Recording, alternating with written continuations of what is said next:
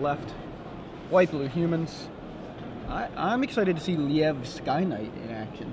Yeah, I was testing for states with one Jonathan Medina, and he was really impressed with the Sky Knight. For a while, he had it over Geist of Satan draft, but eventually came to his senses. So in for 1 with Champion of Paris. That's not impressive.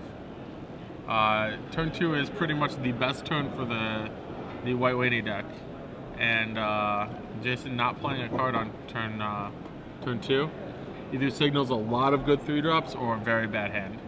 And Kevin with an Augur of Bolus on turn 2, finding Talrin's Invocation, and that'll help undo his mulligan. Yeah. Oh, so he mulliganed to 6. He did. So he kind of undoes his mulligan, and not only that, but I mean he's got a nice blocker there for a Champion of the Parish if Jason can't give it any more help. Right. Even if he get a little help. Yeah, just a little help isn't even enough. Yeah, he needs a couple of guys to make that champion even deal with the Augur and not just run into it.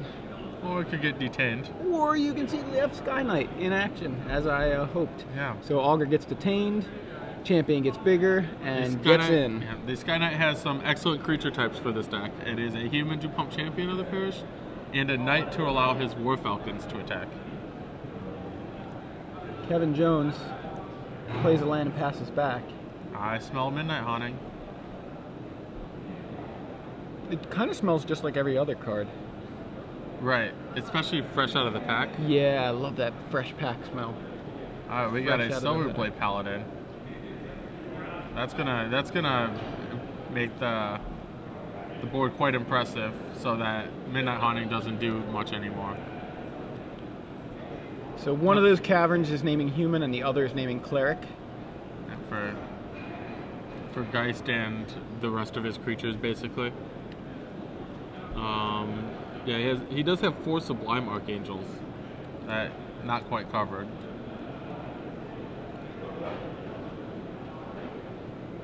There's that Midnight Haunting.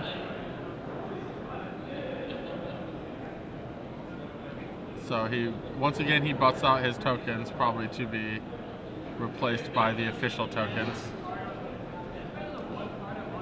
Wonder if Kevin wants to triple block the Champion of the Parish. Yeah, he has that option. And that's exactly what he does, yeah. Gonna take out your champion. It looks like a Sorin in hand for Kevin. Not the most impressive card. So basically traded his Midnight Haunting for the Champion of the Parish, but considering how big that champion was getting, it was fine, yeah. Mana-wise, not so great, but the champion was... Also has a Talran's Invocation, I believe. He may not have a 4th land. That could be an issue. Especially with Tragic Slip incoming. He's definitely got Invocation, and I'm almost positive I saw Sorin in there. He's just got 1 copy of Sorin in the main. And 1 copy in the entire deck, actually. So, he does have a Tragic Slip. That's going to take down the Sky Knight. But Knight of Glory is going to make that a little bit more impressive. So in response to the Exalted trigger, and now we have a Faith Shield to attempt to protect it, and yeah, that's frustrating. And Faith Shield, one of the 4 spells, but also like one of the best spells when you have just a ton of creatures. Oh, gross. Evolving Wilds for the... Oh my god. Oh, jeez. Alright, and that's game. Wow, so... 11 to dead and 2 hits. Yes. And 2 Faith Shields. Snapcaster on Tragic Slip, and Jason Ellis has the other Faith Shield. He only has 2 main, and they were both there, and it protects from the second Tragic Slip. So, wow, I'd be a little tilted, I think, if I was Kevin Jones, because it's like I'm already getting he doesn't know how many Faith Shields. Now. Yeah, sure, sure. Knowing that he has 2, that's kind of a bad beat. Yeah, but I'm just even having a second one. It's like. Yeah. Jeez, like you're already beating me in the face. Can I at least deal with one of your guys, please? So when we go to sideboard, Jason Ellis takes a pretty a nice game 1 win and just adds in more juice. he gets a side in. He has one copy of War Priest of Thune, which is pretty much the nut. And that's going to get the intangible virtues and the favorable wins and lock them up. Dryad Militant is a nice solid beater that will shut down half of Lingering Souls, Snapcaster Mage, etc., etc. So that has a lot of nice applications in this matchup. Yeah, for sure. And that's a card we haven't seen a lot of yet. Right. It's pretty much only good in these White Weenie style decks. I would imagine the War Falcons come out for the Militants. That sounds fair. I think he can probably bring in that other Thalia even. Yeah. You skipped right over the detention sphere. Oh, the detention sphere. So we're not done. He's got the whole sideboard basically. Yeah, I'm looking at a sideboard. I'm like, the entire thing is really like all these are live cards. He's got Negate. He's got Feeling of Dread. He's got Feeling Dread's like okay. I'd probably not bring that one in. Given it's the Ditto Fiend Hunter. I mean, Fiend Hunter though at least deals with the token permanently, right? Right. I mean that's kind of cool. It's basically a 1/8/7 guy. Yeah, a Necrotol. A Necrotol. That's exactly what I was trying to think of, but I couldn't remember. But yeah, the War Priest, the Dryad Militant, and the Detention Sphere seem like they're almost tailor-made for this matchup, even though you know they weren't. Yeah. But they do a ton of work, and like there are a couple cards that can come out safely. Like the Talia can definitely, and maybe you don't want to draw two, but I think if Kevin shown Tragic Slip, that I think you'd want the full 4. Yeah. Just to have one in play at all times. So yeah, I mean, you take out like the Feeling of Dread, maybe some War Falcons, maybe even Sublime Archangel. One of those two, either War Falcon or Sublime Archangel. Because right now he has both. Yeah, I think maybe even the Sky Knight. I could see the Sky Knight coming out because it trades for like half of a Midnight Haunting straight up. Sure. But yeah, Thalia seems ridiculous against Kevin. Kevin has literally 7 creatures and everything else is affected by Thalia. And those creatures are Snapcaster Mage and Augur Bolus. Right, both of which are finding cards that are affected by Thalia. Yeah. But to kind of help himself out, Kevin Jones' sideboard. What do we got here? Actually, not much. Most of his cards are pretty like. I guess for different things. Like he has Knight of Glory specifically for the zombie matchup. He has like 1 Negate for Terminus and 1 to Rootborn Defenses for Supreme Verdict. Things like that. He's got 2 Dissipates. 2 Appetite for Brains. We saw him put to good use in his previous match against Jund. Okay. He appetited on like turn 5 or 6, and his Jund opponent had 5 cards in hand, all legal targets for Appetite for Brains. Wow. Yeah. That's a lot of brains. Yeah, some detention spheres that might do some work, especially if they can hit multiples of a card. But yeah, his Pure the Fire the Graves aren't going to do much. The Supreme Verdict could actually be it's almost like that's something that he does want. Yeah, that's like the one card that's actually pretty excellent in this matchup. Sure, yeah. So we got a pretty standard start from both players. A tapped Glacial Fortress from Kevin and a Champion of the Parish for Jason. And another champion for Jason. Makes the first one bigger. He plays a second land. Okay, no second land though. And the 3rd tap land. Got an intangible virtue on the board for Kevin Jones. Well, welcome to Kevin's deck. There are 9 buddy lands, and only 10 lands to 10 buddies. So both playing fairly fast. Kevin misses 4th land drop. Not as bad as missing your 2nd land drop. Yeah, for sure. And Lingering Souls, adding 2 2/2s to the board. Geist Sustained Traft discarded by Jason. And Jason unable to really even attack. And we have another copy of Lingering Souls, so 2 in the yard now for Kevin Jones, and 4 on the board. 4 creatures on the board, 4 spirits on the board, and they're big spirits. I don't even know why you don't attack. Did he attack? He may have attacked. They have vigilance. Yeah, but I didn't even see like a motion. He did a very quick motion. Yeah, Jason is at 16. Jason even brought in his Riders of Gavany for this matchup. And which could be interesting if he had 3 more lands. Oh, jeez. Jason falling down to 4, and we're about to get a lightning quick. Yeah, game 2 looks like it's over. I mean, there's the second land drop for Jason, and it's going to come into play tapped or do 2 to himself. So he's not even going to try. Kevin Jones takes I think that land needed to make like 12 mana. Yeah, for Jason to be in for him to compete. Yeah, so. And even then, Kevin Jones takes game 2, and we're going to game 3 with just under 40 minutes left in the round. Yeah, you guys got to speed it up. He might not finish. I have a feeling we may be able to get another match on camera. Yeah. Unless the other decks are like zombies decks that have somehow even faster, managed to be just as fast or faster. But if you're just joining us, I'm Joey Pasco, joined in the booth by Adam Prosak, and we are covering the final round of Swiss, round 9 of 9, here in Providence, Rhode Island. StarCityGames.com Open Series, week 2 of Return to Ravnica Standard. Yeah. And as we were saying earlier, the Intangible Virtue and Lingering Souls banned in block. Kevin Jones picks up exactly those 2 cards to start off the new standard format, and you can see why. That was exactly what Kevin used game 2. Nice little shout out to the camera right there from Kevin. And yeah, I mean that was all he used basically, right? It was just Lingering Souls and Intangible Virtue. That's all. That was it. Did all the damage. Yeah, he's managed to fight his way through Detention Spheres, and Sever the Bloodlines and Golgari Charms. Like 3 cards that weren't in block. So it just got word from the director that the other match that we do have, our backup match, is also headed to game 3, as I joked. Of course, has to end up being actually true. You play for top 8. You want to make it last at least 12 minutes. These guys are about to hit 12 minutes in about 10 seconds. So they're getting their money's worth. Getting some value. Yeah.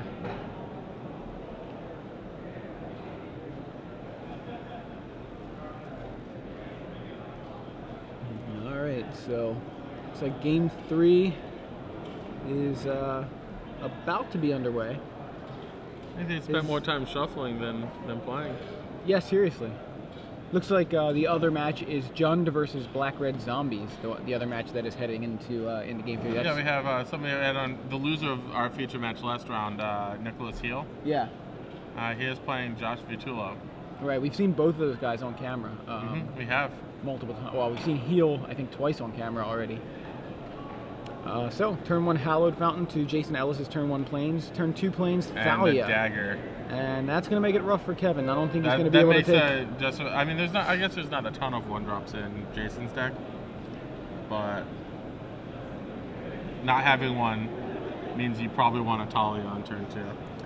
One of your better cards. Tragic Slip found in the top 3 by Augur of Bolus, and Kevin has, both lands there to pay for the Tragic Slip. Yeah, that's pretty much the best possible outcome for Kevin. Play a 1/3 to block, although it's not blocking the 3/2 now, and get your Tragic Slip. So, Hallowed Fountain added to the board for Jason and pass. Now is Kevin willing to play into Faith Shield? I believe that is a Faith Shield in Jason's hand, or does he? Because that would save him some damage, quite a bit of damage from the attacking Talia. But I don't think. I think you just Tragic Slip right here, yeah. And if I was Kevin, I think Kevin missed a point there. I don't think he's chumping this Knight of Glory attack. Yeah, maybe you should have attacked. Why hold it back otherwise? But Silverblade Paladin. Silverblade Paladin comes down following a Champion of the Parish who gets a little bigger and then gets the Soul Bond. And then we have Knight of Glory, Exalted, swinging in and dealing some points of damage. Kevin going to drop here to 14, I believe. Unsummon. Unsummon your Soul Bond dude. Silverblade Paladin. And untap. If Kevin could have waited on that a little bit, he might have gotten a nice combat with the with a Knight of Glory that wasn't attacking alone. Sure. Plays land and passes back.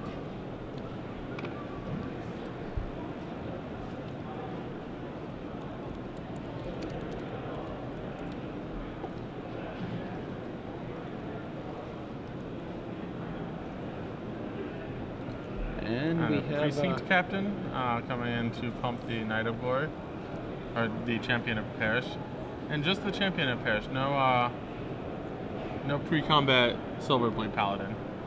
But that's a 4-power dude. And the reason for that is Geist of St. Traft.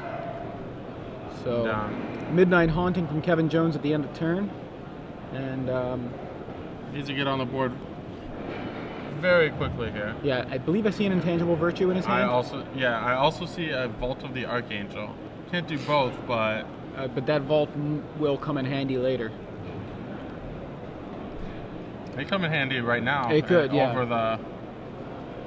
He's going to go with something else here. It looks like. Tolerance and it's a Tolerance Invocation. So. Tim Drake.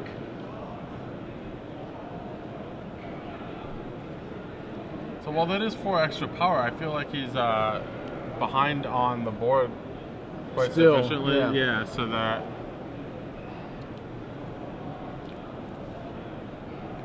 And Jason knew his 6th land, so no help, but I think he has quite a bit on board as is. Yeah. He has a Paladin in his hand, so there's going to be quite a bit of chump blocking. So Champion getting bigger. It's Champion a 4/4. pairing with the Geist of St. Traft. After the Silverblade Paladin comes in, which soul bonds with the Geist. Now Geist is getting in alongside the Precinct Captain and the Champion of the Parish. So I can see no Exalted triggers here. 2 double blocking the Geist of St. Traft. There's the Angel. So wait, the Geist is a 2/2 double strike. Correct. Right? And Kevin's got to figure out the rest of the blockers. Okay, so he decided to chump block the Champion of the Parish, bounce the Precinct Captain and the Augur Bolus, kill the, basically trade the Geist of St. Traft for 1 Drake, or both Drakes, I'm sorry. Both Drakes. Because they have double strike, and then take 4 from the Angel. So Kevin really needs another token maker to go with his Anthem. Doesn't look like he has it. It looks like he's on Vault of the Archangel and Intangible Virtue, and that's it. Two other basics in his hand. So this is not looking good for Kevin. And if Jason plays like almost any creature to pair with the Silverblade Paladin, I would think the game will be over. Oh, he passes back. So Kevin should be like at 6 here, right? I believe Kevin's at 6 from taking the Angel hit. Yeah, there it is. What card do we have there? Is that a Faith Shield? Couldn't get a good look at it. Even then, I believe the... Oh, wow. So it's just the Precinct Captain. Huh. Interesting. It's actually pretty easy double block from Kevin, if I'm doing the math correctly. You can only first strike 1 of them. And then he'll just Vault of the Archangels the other one.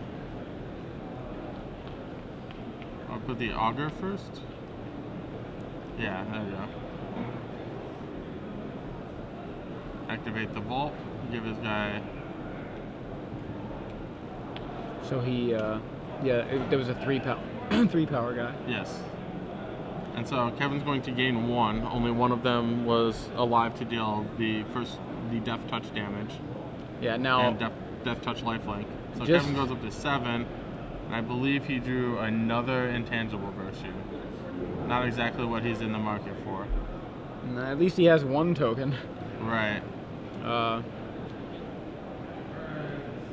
Just to note, the Exalted, like, you have to point it out every time it triggers. Yeah. And I was watching a match on my break where you know, somebody attacked with a guy, and he had 2 knights out. I think it was a white blue humans deck, and he had 2 knights in play and attacked with a silver blade paladin, who should have been a 6/6, but he didn't announce the trigger. So it was a 4/4 double strike, not bad, but it was you know, it should have been a 6/6. He just didn't say it, and you know, both of them realized it. You know what I mean? He says it's a 4/4.